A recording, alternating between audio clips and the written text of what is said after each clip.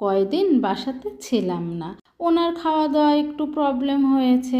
এখন বাসাতে আসতেই এটা করে দাও ওটা করে দাও, বায়নার ওপর বায়না।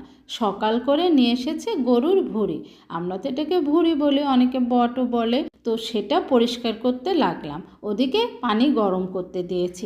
হ্যালো ভিউয়ার্স, তোমরা সবাই কেমন আছো? আশা করি সবাই ভালো আছো। সকালে ঘুম থেকে উঠে আলু ভর্তা ডিম ভাজি নাস্তাতে রেডি করেছিলাম।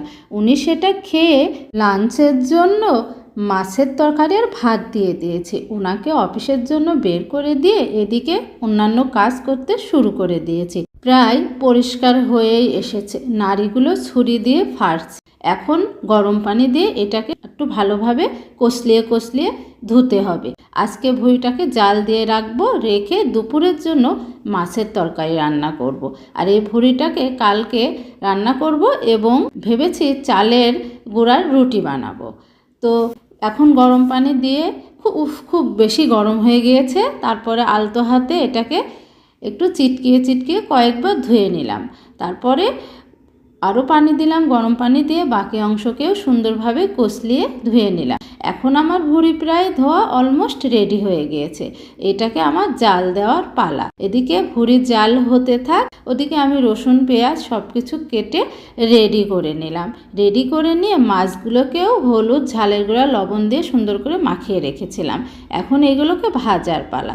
আমাদের সমাজে ঘরের বউ যদি মুখের উপর কথা বলে তখন শাশুড়ি বলবে কি যে মুখে মুখে কথা বলে, বাপ মা কোনো শিক্ষা দেয়নি।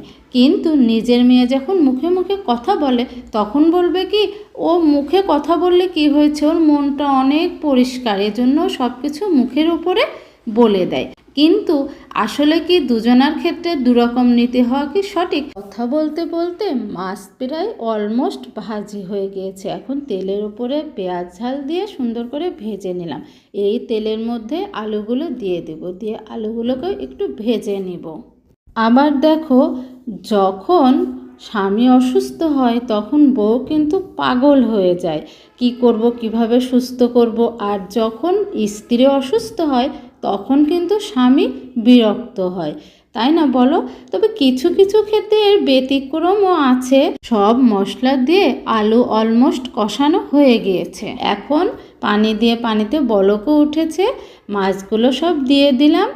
দিয়ে এখন এটাকে আরেকটু সুন্দর করে বলক তুলতে হবে, তুললেই আমার রান্না অলমোস্ট রেডি হয়ে যাবে। এই দেখো আমার রান্নার ফাইনাল লুক, অলমোস্ট রান্না কমপ্লিট। তো আজকে এই পর্যন্তই। পরবর্তী